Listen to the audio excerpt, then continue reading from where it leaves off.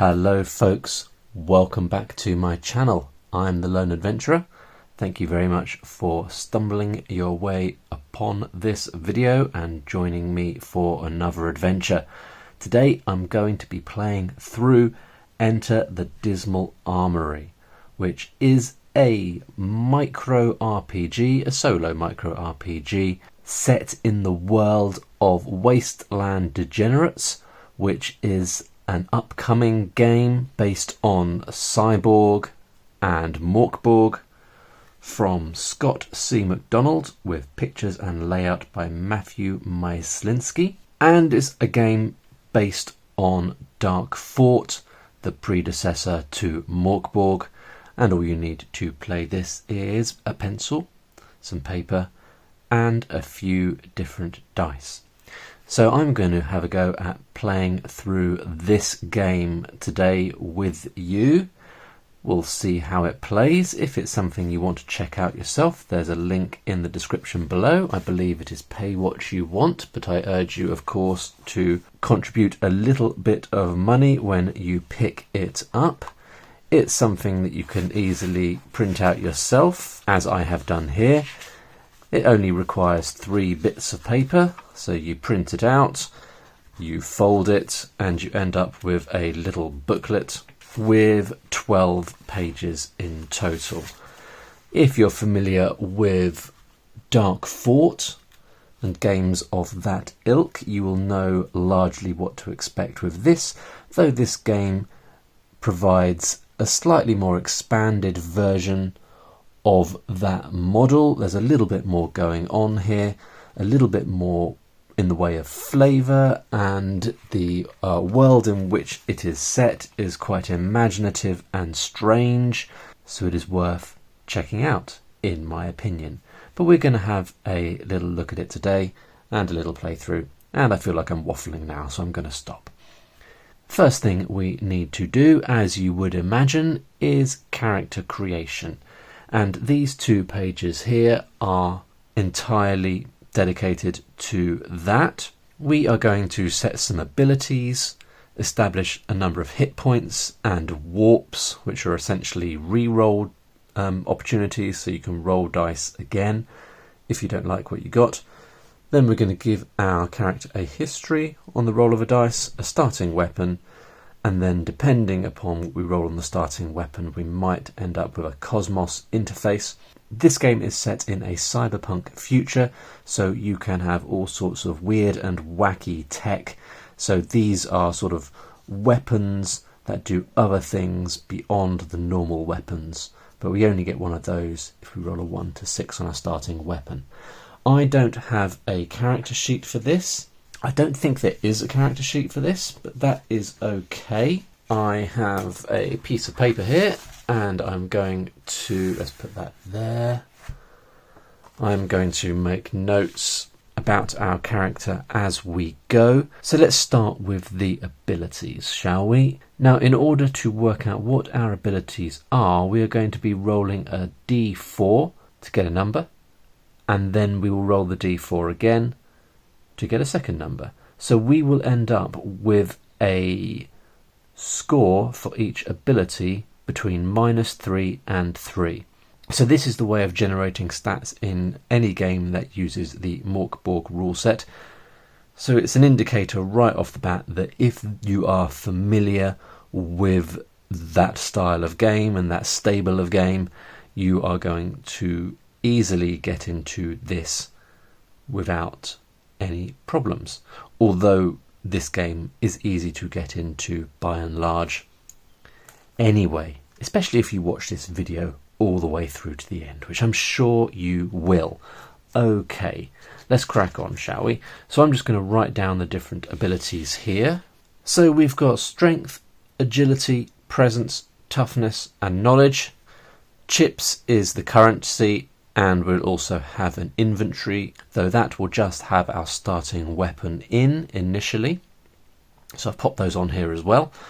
Let's start rolling our d4. So d4 is quite tricky to see the result on camera, so you'll have to take my word for it. We'll start with strength. Remember, we're going to roll it once, we're going to roll it a second time, and we're going to subtract that second number from the first, and hopefully we won't end up with a rubbish character.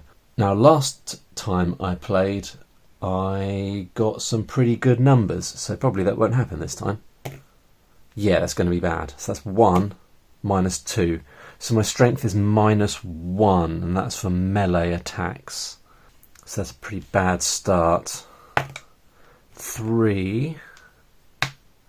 So that's 0 on agility, which is defense. This is pretty bad. I might allow myself a re-roll on one of those, because what is the point if we're that bad? So that was -1 on presence. So this really isn't going well. Presence is for ranged attacks, along with influencing strangers and activating these things called relics. I don't even know what relics are yet, to be honest. Toughness, bit better. Oh, really? So I rolled a 4 and a 4, so that means I'm going to have a 0 on toughness. Knowledge, which is only used to activate the Cosmos interfaces. So if you don't have a Cosmos interface to start with, knowledge is pretty useless. So that was a 1 and a 2, so that means we've got a -1 on knowledge. That is ridiculous. So I think what I'm going to do to give ourselves a fighting chance is to give us a gimme. I might allow myself to cheekily roll for the starting weapon, and then we might re-roll the associated stat. So I could try and play with these stats, and if my re-roll doesn't work out in our favour, I might yet do that, but I feel like we need to give ourselves a little bit of a chance, especially because I've played this a couple of times and I was brutally killed the first time very, very quickly. The second playthrough I did not die, I just stopped in order to start this video, and it was going okay actually. Let's see what our history is. 3. We are a preacher. This gives us +1 to presence and -1 difficulty roll to influence strangers. So that's okay. That's pretty good news. So where should we put our history? Maybe I should have left a gap for this at the top. Okay, so I've written our history being a preacher, and a little reminder for the effect on influencing strangers there. Let's find out what our starting weapon is. 4 gives us a Bowie knife. D4 can be thrown as a ranged attack. I mean, if you throw it, can you then use it again? Not sure about that, but let's put our Bowie knife here in our inventory. And the D4, that means we roll a 4-sided dice in order to establish how much damage we are doing if we are able to hit the enemy. So with that done, I think we're going to be ordinarily doing melee attacks. So let's give ourselves a fighting chance and re-roll our strength ability. 0. So I rolled a 1 and a 1. So that gives me an adapted strength of 0. So I'm going to allow that. I'm going to go for 0 there. And also, because we're a preacher, we get +1 presence. So our presence is going to rocket all the way up to a stat of 0. Now, it might be that our preacher character immediately dies. And to be honest, if that happens, never mind. We will just roll up a second character, hopefully with better stats, and then carry on. So over here we have got an explanation of combat, escaping from combat, how to rest, and then a little bit there about how you improve your character once you have defeated a certain number of enemies or discovered a special room. We'll get special rooms in a little bit. Note that these pages have these little red notes on them. Those are not written by me. Those are part of the PDF, part of the zine. Part of that Dark Fort aesthetic is the handwritten notes, so it looks kind of like it's been written on a typewriter, and there are handwritten notes scattered around. Up here it just reminds us that a natural 20 is a critical hit, and a natural 1 is a fumble. So if you are... We'll get to what critical hits and fumbles do once we get into the game. In fact, we're going to skip over all of this stuff and we'll talk about it as we are playing. So in this game, we will be mapping out the Dismal Armory as we are going. Here is my little map of the Dismal Armory I was exploring in a separate playthrough off camera to learn the game. But prior to entering the Dismal Armory, we have a prologue, a starting location, and then we have to try and gain entry to the building. It's more than possible that we will fail to do that, and our adventure is over before we have even entered the building, before it's even begun. But hopefully not, but possibly that will be the case, given, you know, this nonsense here. Right. Prologue. The horror begins. You hear the howls of starving mutant Skraelings behind you as you scramble through the broken concrete and twisted scrap of abandoned vehicles in the murky twilight. Ahead of you is the armory, where the Federals keep guns, medicine and vehicles before they got driven out of Black Sand Reach. Maybe there's something left, maybe not. Maybe you're going to die anyway, so you might as well check it out. Assuming the Skraelings don't get you first. Right, so we've got some stats here for a malnourished Skraeling, an enemy type. We might encounter that enemy. We have got 4 possible starting locations, so we are going to roll a 4-sided die to see which one we come to. 2. You break through a copse of trees to find a single blue light over a slightly ajar back door in a brick wall. Between you and the door, a fence with razor wire adorning its top. If you wish to climb the fence, test Strength DR10. If you fail, you get 1 more chance if this was your starting location, so we can attempt that roll twice. Fumbles mean we take damage. If we fail both times, a Skraeling attacks and we try and defeat it. So it looks like... Let's get to what happens then if all of that stuff happens. You never know, we might succeed at the difficulty roll and we won't have to worry about any of that other stuff. So let's talk about ability rolls in this game.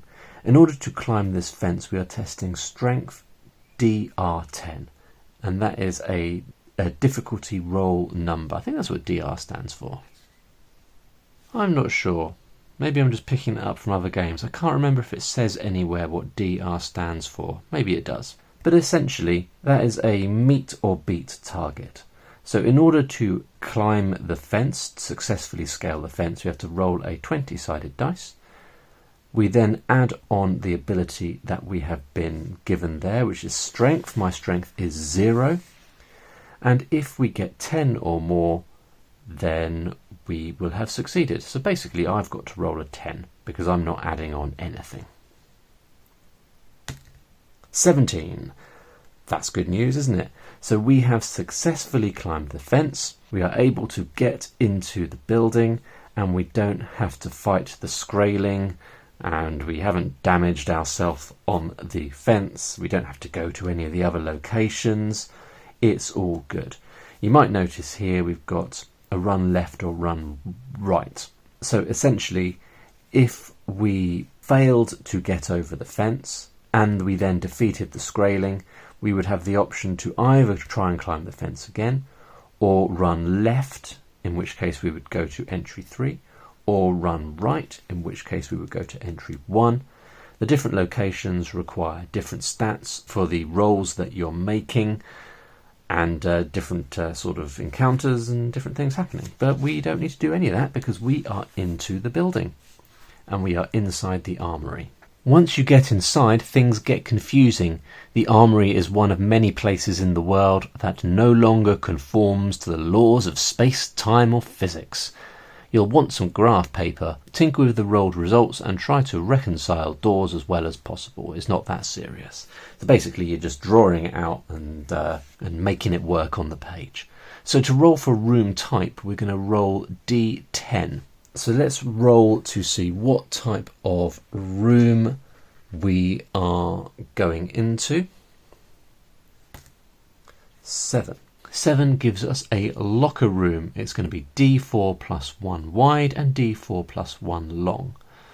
And it says here you may attempt a strength test to get +1 to scavenging. So if we end up in a situation where we can do scavenging, we can increase that scavenge roll potentially. Okay, let's see how big the room is. It's going to be, that's 4, so that is going to be 8 by 6, because that's 2, so we're doing 4 add 2, 8 by 6. Now the proportions of the room don't really mean much of anything, but this is going to be 8 by 6. So we'll go 8 long and 6 deep. So we're going into a great big locker room, and we need to roll for the number of exits. So the numbering on this didn't quite work. It says if you roll a 1 you get a dead end, or a roll of 1 to 2 means 1 door. So just a little typo there, I've adjusted it. So a roll of 1 is a dead end, 2 to 3 is a 1 door, 4 to 5 we get 2 doors, and a 6 gives us 3 doors. So 6, that gives us 3 doors off of this big room. So we'll put 1 in the middle up there, 1 over here, and 1 over here. Now in this game we also have types of exit. So to work out the type of exit we are rolling a D8. The most common type is on a roll of 3 to 5 we have just a standard unlocked door, and a roll of 6 is a standard locked door. And then a roll of 1 or 2 or 7 or 8 gives us some slightly different, more interesting things. So we are going to use a D8 for that. If you're keeping track, we've already used a D20, a D10, a D4 and a D6. So if you like using all of your dice, then this is a nice little game for that. I like rolling different dice. Let's see what type of door we've got. 8. So this one is a glass partition. So we've immediately gone in with a fairly crazy door there. We'll have to come back to the glass partition. Let's see what the next door is. 7. That's insane. We've got a security door. I mean, mostly so far I've just been rolling normal unlocked doors and the occasional weird door. And a 3 gives us an unlocked door. Okay, so probably we'll be going for the unlocked door first. Now the security door opens automatically with a security key card, which we don't have. Otherwise, test strength DR16 to break open and take 1 damage on failure. So we would probably be throwing ourselves against that door and repeatedly failing, because we don't have a strength ability, score above 0. So we'd have to have some lucky rolling to do that. Now the glass partition over here is a bit of a strange one. We will roll for the contents and inhabitants of the new room, as we are doing with this one. The window of the glass partition has D6 HP and minus D2 armor. Breaking the glass creates a hazard requiring an agility test, or take D3 damage if you travel into the partitioned room. Enemies in the partitioned room will break the glass if necessary to get to you after D4 plus 2 turns if you're in combat, or after the scavenging influence roll. So basically we've got a big old glass wall here. We can see into the room next door. If there are enemies in there, they will most likely try and break through to get to us, and we can optionally break the glass to get through to that room if we want to. So I'm going to start making some notes about these rooms so I don't forget. So I'm just going to make a quick note about room 1. Actually, maybe let's do this bit as well before we do that. I know this seems quite complicated, but once you get moving in it, it's fairly smooth and straightforward. And we've rolled that particularly strange door type, which has all of a sudden made it feel more complicated than it actually is. So what we're going to do now is, for the room that we're in, we're going to roll to see what the occupant is. And actually, before I do that, I'm just going to make a little tweak to the text here. And this is a typo that I know the designer is in the process of correcting at the moment. So we're going to roll a d6. On a roll of 1, there will be an NPC, a character in here that is not us, that is not an enemy, what is called in this game a stranger. On a roll of 2 to 3, it will be unoccupied and will be able to scavenge the room. On a 4 to 6, there will be an enemy in here with us. Here we go. 3. So it is unoccupied, which sounds good because we're going to get to do some scavenging. But that does mean, if you remember, if there's an enemy in this room, once we've done our scavenging, they will break in and try and fight us. So that's something to bear in mind. I'm going to make a note about this room, then we'll draw up the room on the other side of the partition as well. Okay, let's find out what the next room is going to be. We need a D10. A roll of 2 gives us stairs. So 1 square wide, and that doesn't really make sense, does it, to have a glass partition with stairs on the other side? I think I might re-roll that. That just doesn't make thematic sense to me. It's bugging me a little bit. 7. So we've got another locker room. Okay, fine. We'll have another locker room. How big is it? That's a roll of 4, so this is going to be another massive room. So that's 8. And a 3, so 4, 5, 6, 7. So 8 by 7 this time, so it's even bigger. Right, and we need to know how many doors we've got out of this room through the glass partition. We've got 3 doors. Massive rooms, 3 doors out of each one. We'll put 2 up there this time. What kind of doors are we going to have out of this room? 6, that's a locked door. So we'll make that one a locked door. 2, and a jar door. And the final one, 5, is an unlocked door. So in a jar door, if there's an enemy inside, they know you're coming and get the first attack. You do not roll for initiative. Okay. And we need to know if there's an occupant in this other room. 5, there is an enemy in there. So now we need to turn to the enemy table for the first time. So the enemy table is a D6 table. I've faced a couple of these. Have I killed anything yet? I think I might have killed like 1, maybe 2. This Ampulex is a nightmare, a cat-sized ruby-coloured wasp that intends to lobotomise you and implant its babies in your brain. So it sort of gradually attacks you, attempts to lobotomise you, and your knowledge goes down and down, and then eventually, if your knowledge hits -3, you become lobotomised and it's game over. And that's what happened to me the first time I played. 4, an Eisenclave Merc. Okay, so it's just a human. I say just a human, they'll probably kill us. It's nothing personal, just business, just like ending the world. Okay, so we've got that guy in there. So after we've done scavenging, the enemy in the partitioned room will break the glass and we will have to fight it. So really that's what's going to happen here. So I've just made a note of that enemy. I've drawn a little health bar so we can tick off as we are hopefully killing it. Oh, we forgot to roll for our HP at the start of the game. That's quite important, isn't it?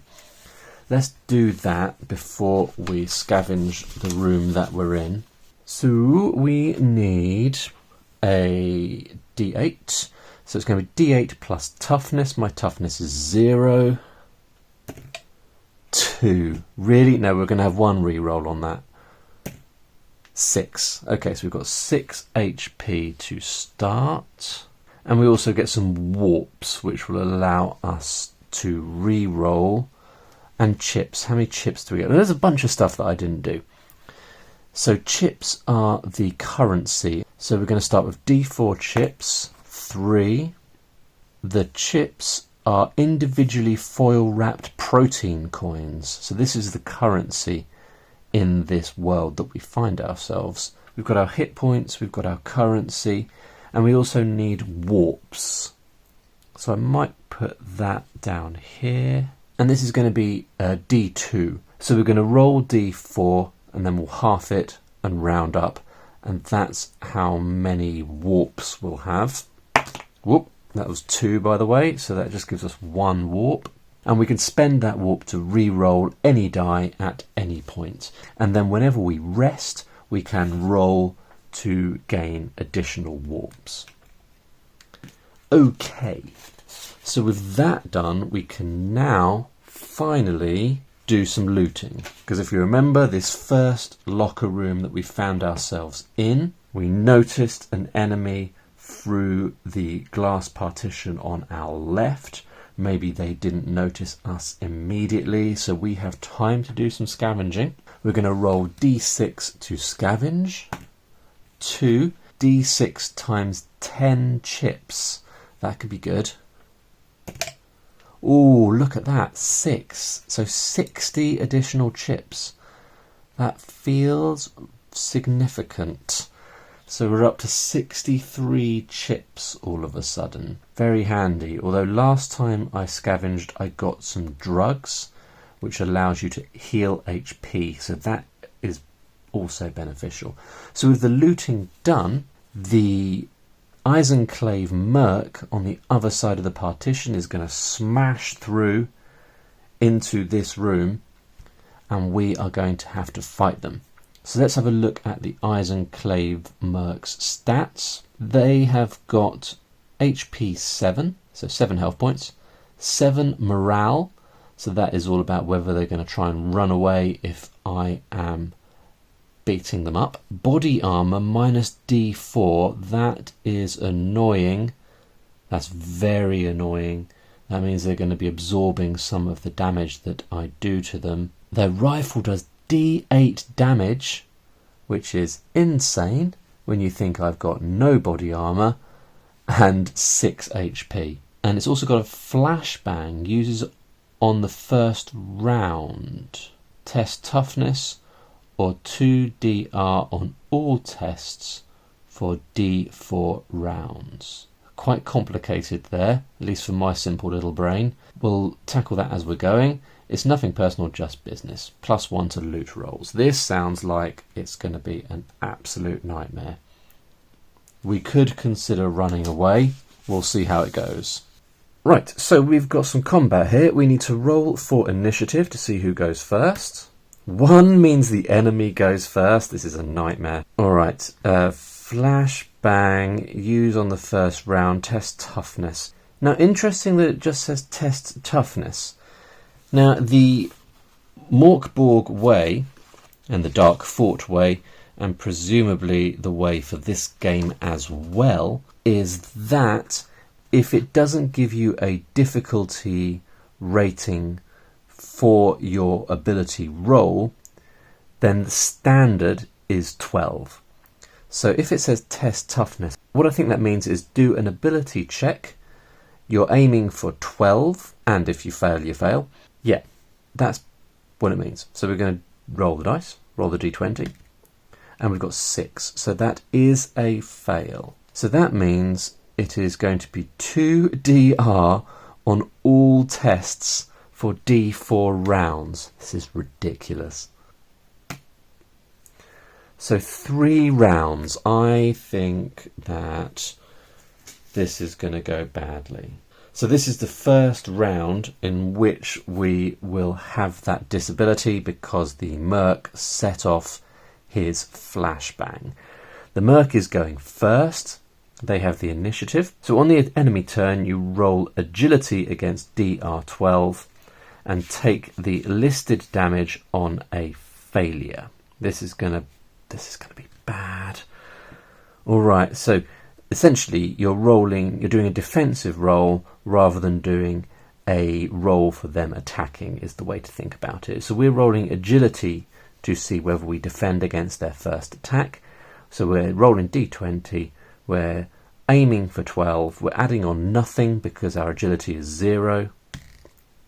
And actually we've done quite well there. We rolled 19, which means we have successfully evaded their first attack. Now if you remember, we were aiming for DR 12, but because of the flashbang we're adding on 2, so we would have to roll 14 or above in order to avoid that first attack. But we've done it, we've avoided the first attack, which means we're going to move on to our turn, and we're going to attempt to attack the enemy. And it says roll your attack stat, so it depends upon whether you are using a melee or a ranged weapon. We're going to be using our Bowie knife, which is a melee weapon. Melee attacks are done using strength, so we're adding on 0, unsurprisingly. I think it's always going to be 0. And remember, we're not rolling to hit 12, we're rolling to hit 14, because we're still surrounded by the smoke of the flashbang. Oh my goodness, some incredibly lucky rolling there. 18, so that's successful. Now our Bowie knife is D4 damage, but remember the Merc has body armour of D4, so we're going to roll D4 for our damage, and then we're going to roll D4 again to see whether the armour of the Merc deflects some of our damage. So 2 and 2. So the Merc's armour has absorbed all of our damage. So that was the first round in which the flashbang is making things difficult for us. We're entering a second round of combat now. We're going to roll to see whether we avoid the enemy's next attack. 10. That is a fail because we're trying to hit a target number of 14 at the moment. So we have failed to avoid the attack. We're going to have to roll a d8 because the Merc is attacking us with a rifle with d8 that does d8 damage. Here we go. 1. That's pretty lucky. So that's taking us down to 5 HP. Now, we could attack again, but honestly, I don't know whether we're going to be able to take this enemy down. I really don't. So I'm tempted to attempt to escape, which you can do instead of your attack. To flee, test agility. If you succeed, move to the closest room on the map with a door. Consider that door locked behind you. If you fail, the combat round occurs as normal. I don't think that means you get to then attack. I think the escaping is instead of attacking. So let's do that. We're trying to roll, and again, remember that flashbang affects all ability rolls. So we're not trying to roll 12 to escape here. We're trying to roll 14. And again, incredibly lucky rolling. We've rolled 18. So we have successfully escaped, thank goodness.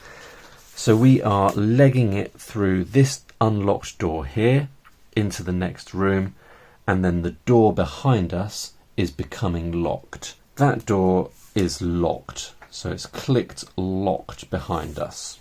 Okay, so that was a less than successful first encounter.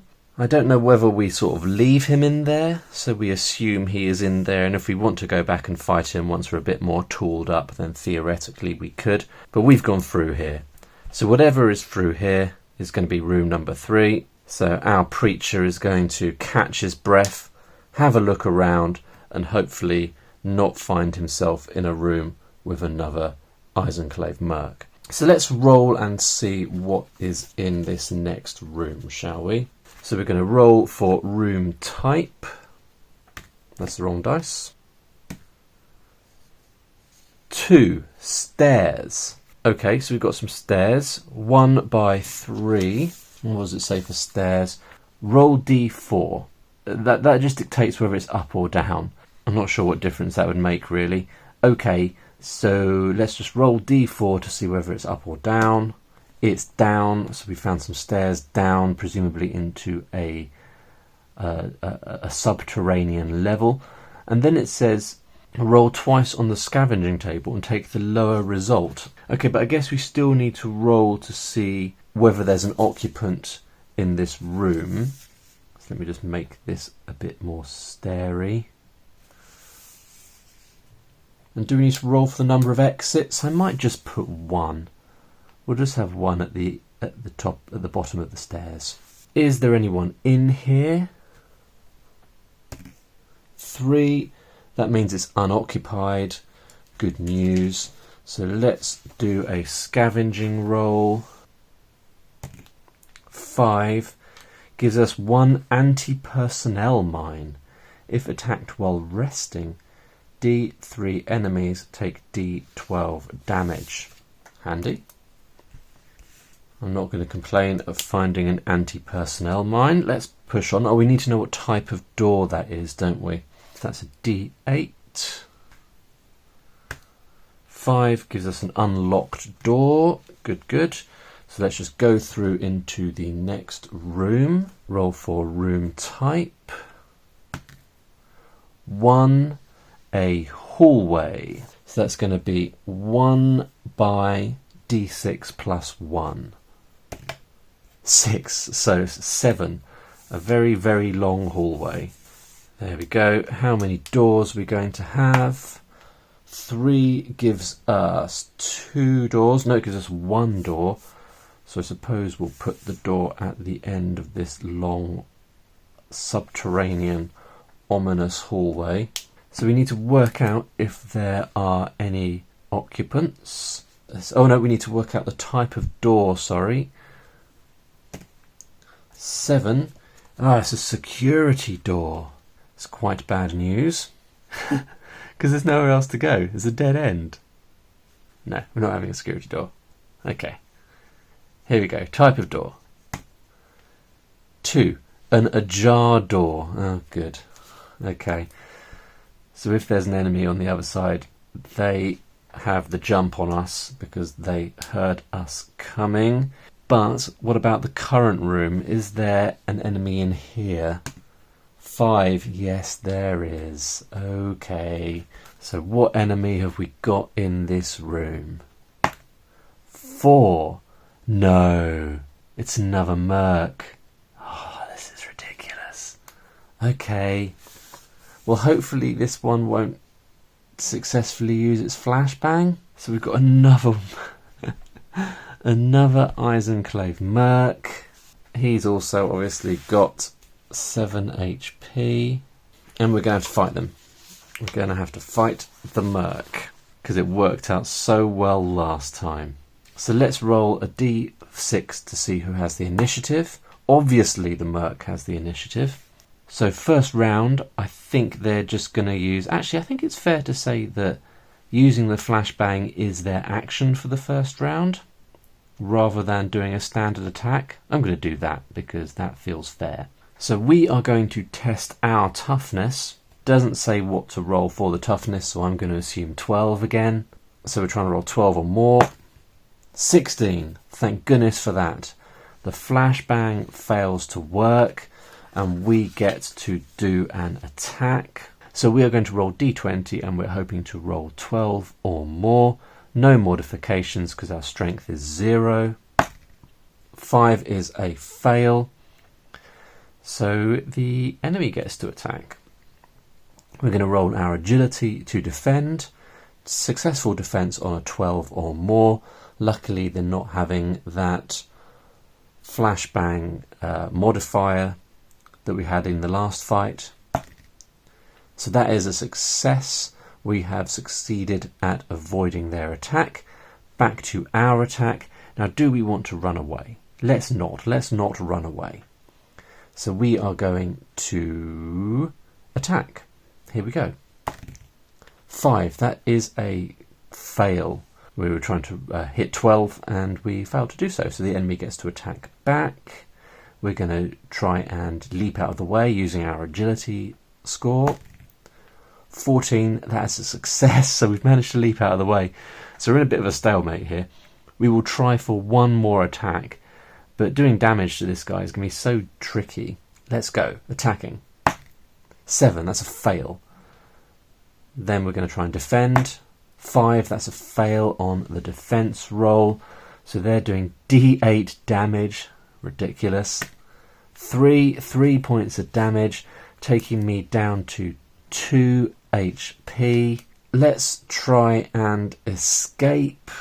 So we need to test agility to try and escape. 9, that is a fail. Fail to escape, which means they get to attack again. Agility to defend. 15, that is a success. My goodness. So we're going to try and escape again. Oh, that was a 5, so that's a fail, which means they get to attack. Agility to defend. 20, a critical. So we have defended there and rolled 20, which is a crit. If you roll critical on the enemy turn, we also inflict our weapon damage on the enemy. So that means we get to do d4 damage to the enemy. 1, they're going to use their armour, and they've rolled 4. So 4 armour versus my 1 point of damage. Obviously, we're not doing any damage at all. So we're going to try and escape again. 8, that's a fail. The enemy attacks. We try and leap out of the way. 20, that's a crit. That's a success, which means we are doing 4 points of damage. 4, is the armour going to absorb any of that? 4! So I did 4 points of damage. Roll of 4 on the armour. So if you remember, Eisenclave Merc has minus d4 body armour, so we're rolling d4 and subtracting that each time. So no damage. So now I'm going to try and escape again. A 1. So a fumble when you try and escape means you take damage as if the enemy struck you as you tried to escape. So this is probably the end here. No, 1 point of damage. It's taking me down to 1.